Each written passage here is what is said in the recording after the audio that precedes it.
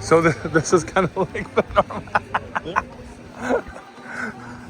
All right, here we are getting in one of these self-driving cars. Oh, and it even uses a Jaguar. There is no driver. I'm putting my life in your hands. Well, in their hands. Hi. All right. All right. This is messed up. All right. Press start. Off we go. Hey, listen to it, Heading mate. to Ocean Avenue and Santa Monica Boulevard. And off we go. Oh my gosh, I can't even believe this. Whoop. Just immediately plays my music. So yeah, I mean, this is the nice thing. Oh, it even sees the bumps in the road. Yeah, it sees everything. Like this is sort of active view of what it's looking at. Please buckle your seatbelt. Oh, damn it. Oh, it doesn't even talk to you. Oh my gosh. Yep, mate, it just wings it. There we go. Everyone is buckled. There we go. Actually, no. Oh, there we go. Pull down this. There we go. Oh my gosh, this is weird. It's kind of gives me the heebie-jeebies. For real. So they tend to be like a little bit slower than a human driver because they can be a bit weird in their sort of navigation. Like they'll prioritize like ease of driving over the fastest route. Yes. But yeah, no, interesting piece of kit. Oh, can you take this? I mean, like, Is it more of a novelty or is It's it more of a novelty, massively. So, like, when my parents were in town, I did exactly this, right? Because they were like, "Holy shit, what the fuck is going on?" So it's a novelty, and as I said, occasionally you can like check on the app at like a weird time, and you'll get like an amazing deal on like going to downtown or something, and then it's like, cool, okay, I'll just take that, and it'll cost me $20 to get down there, versus driving. How often do they get in accidents? I think they're better than humans statistically. Statistically speaking, I think they are. I think they are still better than humans. I think. It eases out. Yep. It sees the other cars and just waiting for it to smoke. Yeah, just absolutely nail somebody. Sometimes It's deciding to go left or right. I like that. There we go. Sometimes it can be a Very little good bit at proper lane changes. I'd have to say so, Yeah. computer. Honestly, like legitimately, the amount of people in LA that you see driving around with their fucking phone, like just straight. Oh, like, just straight 100%. like this. I'm the worst at it. Yeah, I'm like, guys, like I would way rather you just take a Waymo and like be on your phone in the back and like have a good time. But like, yeah, like so at the least, these are way safer than a distracted driver. 100%. Like I'd rather be driving with like 100 of these around me than with 100 people that are trying to fucking send a text on their phone. So yeah, Brewworks is just over there. So if we don't hit that today, we'll hit that another time. It's a nice place. And this should be taking us to Santa Monica Boulevard. I'm imagining it's where it's wanting to go. Yeah. There you go. Technology, the future. I would feel better about it if there was government regulation in place to be like, hey, like the money from this goes to help support people that like are in need of jobs, because Uber is like the last thing in the States. Like that's my biggest moral conflict with this. It's like, cool, it's great, it's a nice experience to like be able to in the car by yourself and be able to hang out with your friends, etc., and have a chat and not be like intruding on somebody else's space. Can someone sit in the driver's seat or no? No, it stops you from that. And like you can have the aircon however you want and all sorts of stuff, and you're alone, it's private, it's nice. But the thing that I'm concerned by is like driving for Uber was like the last thing that was like, cool, if you get laid off from like your job or you need a bit of extra cash, it's like an easy thing to do to make some money on the side. And now Uber's taking too much money that nobody's even making any money anymore. Exactly. So it's like, well, you can't do that. You can't be like, there's like no jobs for people that like just need a bit of extra money on the side or like between gigs. It's like it's all gone. And then you have stuff like this where it's like, well, now Google's in the game and there's no driver, so they can be even cheaper. And they can completely cut them out of the picture. And it's like, cool. Like, so Uber's gone now? No, Uber's still around, but like you could see, like, right, if they got a big enough fleet of these cars, yes, and they were able to just price out Uber by saying, cool, for anything Uber is offering, we're going to offer like $2 less because we don't have a driver to pay. Mm-hmm. They can just cut the driver's fee out entirely, and then you know, either Uber has to lower their prices to compete, in which case the drivers aren't going to get paid like even enough to, like, you know, already there's plenty of quandaries about if you're driving for Uber, you know, the wear and tear on your vehicle plus insurance plus the risk of an accident. Like, are you actually making money? Like, there's a real argument for a lot of people. It's like, by the time you consider the fuel you're spending, the wear and tear on your vehicle, the depreciation of the vehicle, the insurance, etc., like, they're earning like less than minimum wage, which Yeah. in the States is like already fucking nothing. Our country, it's 19. What's it here?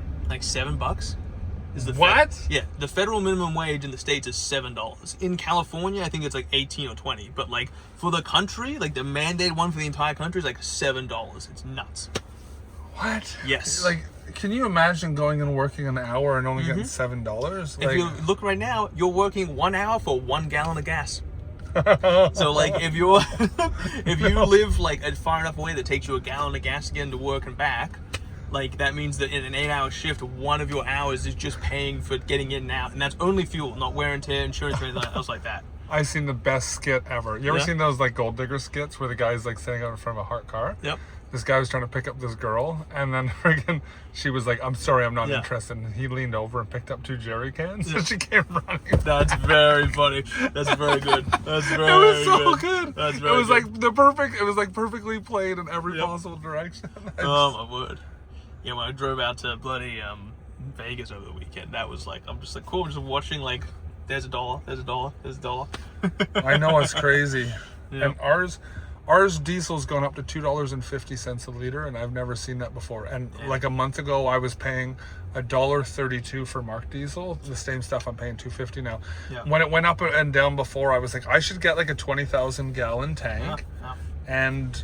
And I was like, no, it's fine. It's back down again. It's totally fine. And then I kicked myself in the butt. I'm like, I should have bought those tanks. I seen a bunch of tanks, and I was like, why did I not buy those tanks? Yep. I mean, dude, it's honestly probably still worth it. Like, even Not at at the this price. price. No. But the thing is, it can go up further from here. Yes. That's the thing. Is we all like to think like, oh, it can't go up much further than this. But like, we are like tankers that got through the strait before it closed are like still en route to destinations. Like, we have not yet felt the worst impact of this, even Yeah. still. Well, the thing is we actually have enough oil to supply ourselves, but we rely on. But we it's the sell global our market, yeah. It's crazy because we sell our oil to them, and they sell their oil to us. It's like, why do we do that? Like, it's like a sickness. Yeah. Well, it's like the global oil market. Like, all of these, you're right. There is a definite chance that like Canada and the US and or whatever will turn around and say you can't export oil anymore. It's all got to be sold in the country. Which it should be. Maybe, like, there's the argument for that, but I mean, like, we also have massively benefited from going to other countries and being like, hey, we'll pay for your oil reserves to be tapped so you can sell to us. Yeah, so like, we keep our reserves. yes, but and then so it's like, if we do that and say, okay, now we're going to cut our oil off from the rest of the world and just use it for us primarily, that's going to be a major breakdown of like traditional international relations, like to an insane degree. Yeah, because we're all driven by oil. Yeah, exactly. I'm not gonna lie, for some reason it makes me feel a little car sick that there's not someone Yeah. sitting there. I mean, it happens, and even just in general with electric cars, people get car sick. Because there's no sound. No sound, and also like the way that they move is like different to a internal combustion engine car, and so I feel like a lot of people who get used to the way that a traditional car will move Yes. get sick in electric cars because the way the acceleration happens, etc., is different. Yeah, because you don't realize how fast it goes. Mm-hmm. And you're getting like 100% torque from nothing, and then just continuing to have that torque. Yeah, versus like an ice, which will have the like surge and then off, and then surge and then off. Yes, we're just coming into sort of like Santa Monica proper. So we're on Santa Monica Boulevard. What is this cross street? That's 20th. So we're 20 streets from the ocean. Like First Street is like right on the water, right by the Pacific Coast Highway. I'm not gonna lie, this is a little weird. I kept seeing these vehicles and I was like, oh, that's kind of weird. Yeah. What is that? Yep, and they're a self-driving car. I thought it was like the Google cars where they drive around and take photos. Yeah, so this is Waymo used to be owned by Google, and then they got split out into their own company. Oh yeah, makes sense. Liability. Mm-hmm. So it's just another. Well, because a friend of mine used to work at Google when they were working on this technology, right? Oh, okay. And so they said they had people in the driver's seats, and they had to warn the drivers that people would jump in front of the cars because if they got hit, they got an enormous payout. And so they'd be driving around. They're like, be aware, like people on the campus, on the work campus, will be trying to like step out in front of the car. On the Google campus? Yes, on the Google campus. Because So like, their own employees were? Yes. People were trying to like step out in front of the car. Not everyone, but like, some people would like try and step out in front of the car to like try and get hit, because if they got hit by it, they get an enormous payout. Yeah. So they had to warn the test drivers of like, people will like check you, like you like that shoulder check, like kind of like fake out. Yeah. They will do that while you're driving around to like try and like get hit. Well, the first time I saw one of them, I'm not gonna lie, I tried giving it a little nudge to see how it would respond, and it was like they're very passive, which is kind of nice. For a bit. It wasn't that it was trying to push me back, but it was like, yeah, you need to get back in your own lane. Yes. Yeah. Well, because that's the thing, if they're too passive, then people will just drive all over them.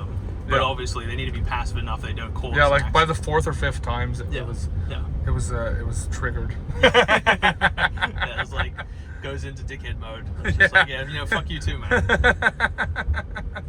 Super good. Oh, good times. And so, where is it we're going tonight again? It's called the Sunset Restaurant. So it's on Point Doom is the beach. And Okay. Literally right hand side of the like you are on the access road to the beach, like all the parking spots that go right there. Yeah. You are like 6 meters from the water, and then as you drive to the end of that, there's a little old restaurant that's been there forever. And I said the vibes are top. So perfect. we should have sunset views over the ocean with food, drinks, dinner, the whole 9 yards of the beach right there. It should be perfect. Epic. Should be really nice. And on the drive up the Pacific Coast Highway, it'll be sunset time as well. Heck yes. With the El Camino. So, we're Yes. getting there. The vibes are right. The vibes are are definitely correct. right. Yes. Loving this. When you're in LA, you may as well be at the beach having a good time. 100%. And so I'm going to leave my Desert X down here, and I've and Mr. Hayden here has got full permission to go ride the shit out of it. So it doesn't like sitting for too long. Yes. Well, I need some practice. It's been a hot minute since I've been on an adventure bike, and I told you I was going to Bhutan with my dad in June. So that's Bhutan's between India and China and the Himalayas. So riding adventure bikes through the Himalayas dude, is that's gonna a dream be of fucking mine. sick. Well, I'll put you onto the tour guide that we're using. How much was it? So it's not even that much. It was like $7 or $8 grand for the actual 2 weeks. Yeah. And that's bike, accommodation, fuel, food, everything apart from booze. And then you have to get yourself to and from the joints. And you said you had to get a helmet? But like you need to like bring your own gear. Okay. So you dress yourself, and then they provide the bike, the fuel, the Nice. accommodation, the food, the tour. What kind of bikes? Beamers? No, they're Himalayas, like you're the Royal Enfields. Oh. Yeah. Well, they want like a smaller bike. One, India's right there, so getting a hold of Himalayas is very easy because they're made in India. And then two, they're like a smaller bike, so they're a bit more manageable, which is a better idea because like a lot of these guys aren't like hardcore adventure riders. Yeah. Like you're handing a Desert X, like that is a huge piece of kit. That thing is very weightless when you're moving. Yeah, as soon as you stop, Try though, picking it up. I there's a dent on the right side of the tank. Yeah. Because I was the first time I ever taken it off road, and I just stopped for a second, Bonk. and I would just assume that I had footing under me, and I didn't realize it was like 8 inches lower than my foot. I'm like, shit. Yep. Dumped it right over. Thank Classic. goodness for the crash bar. Yep. No, that's a classic. Like that happens. So I think that's why they want to go with like the smaller 450s because like that's a much more manageable bike. And again, like the Desert X, you give it too much throttle, it'll fucking like it'll back. Well, I've got the wheelie control off, so if you want me, I'll show you all the different options. Please do, because I would like. You to start off in the control. green, get used to it, and then when you want to have real fun, put it on sport, and you'll have real fun. Fantastic. It's got enduro mode. Lovely. If you do take it off road, I'm not saying you're gonna, but if you do, you just got to take a pump with you, lower the tire pressure. I'll give you the pressures. Will do. I have a pump, I have a hand pump as well, so I'll sort that out. I have if we don't do it this trip, like. Once I do the trip with my dad, I used to do this all in Australia, like the adventure riding. It was a fantastic time. So two things: if you ever want to go on like around Australia, motorcycle trip, give me a buzz. My dad also does that too. So he's got a 1942 Harley Davidson, so World War II era suicide shift, foot clutch on a motorcycle. So old school stuff. So he's doing a bit of a trip with his mate. So that's on the cards, and like.